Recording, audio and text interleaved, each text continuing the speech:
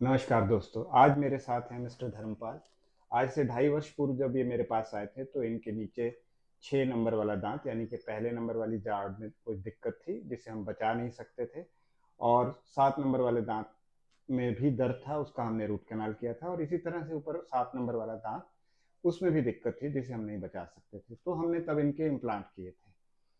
तो आज ये अपना पूरा अनुभव हमारे साथ शेयर करेंगे। उसके बाद इम्प्लांट लगाने से पहले क्या इनको दिक्कत थी और फिर इम्प्लांट लगाने के बाद इनको क्या सुधार महसूस हुआ। मिस्टर धर्मपाल।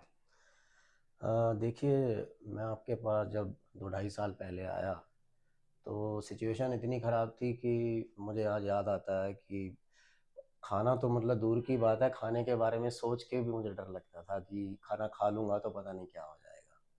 तो फिर हमारे एक पुराने साथी जो हमारे साथ ही काम करते थे, तो उन्होंने आपका रिकमेंडेशन किया, तो कि बच्चे अच्छा काम करते हैं, अच्छा एक्सपीरियंस है उनका। तो उसके बाद मैं आपके पास आया। हालाँकि मैं रोहिणी में 1-2 जगह दिखाया था, लेकिन उस तरह से मेरा कुछ सैटिस्फैक्शन हुई नहीं। तो फिर जब मैं आपके पास आया तो मैंने बताया कि नीचे भी मुझे प्रॉब्लम है दाँत में और ऊपर भी प्रॉब्लम है। तो मुझे याद है कि नीचे वाले दाँत का मैंने आपसे कहा भी कि देखिए ये बच सकता है क्या? तो आपने काफ़ी एग्ज़ामिनेशन के बाद देखा और आपने कहा कि इसमें कोई चांस नहीं है। हम इसमें चांस लेंगे भी तो 2-4 महीने बाद आपको फिर से दिक्कत आएगी।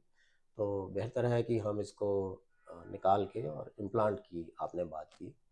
तो इम्प्लांट का नाम सुनते भी थोड़ा-सा इन्हिबिशन मेरे मन में था कि कैसा होगा, क्या होगा? क्योंकि वो पेच कसना और ये करना वो थोड़ा-सा डर सा लगता है। तो लेकिन मैं कहूँगा कि वाक़ई उन सारे डर के परे जाकर जो आपने मेरे उन दोनों दाँतों को ठीक किया, ऊपर वाले में बल्कि आपको एक बोन पहले इम्प्लांट करनी थी, उसके बाद 2-3 महीने के बाद उसको थोड़ा-सा हेल्दी होने के बाद फिर आपने इम्प्लांट किया। तो that was again a very cumbersome process, but so two से नीचे वाला दाँत तो ख़ैर ठीक है, आपने इम्प्लांट किया वो ओके हो ही गया।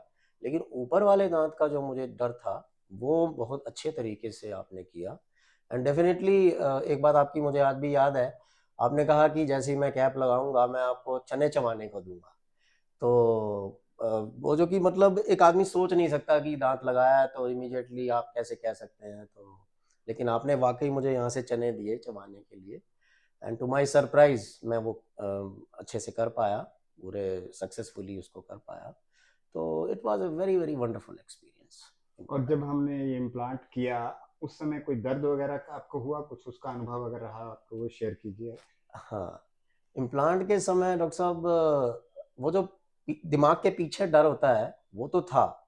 लेकिन आपने उसको जैसे सुन्न करना कहते हैं एनेस्थीसिया देने के बाद, तो मुझे पता भी नहीं चला कि आपने किस वक़्त वो काम कर दिया।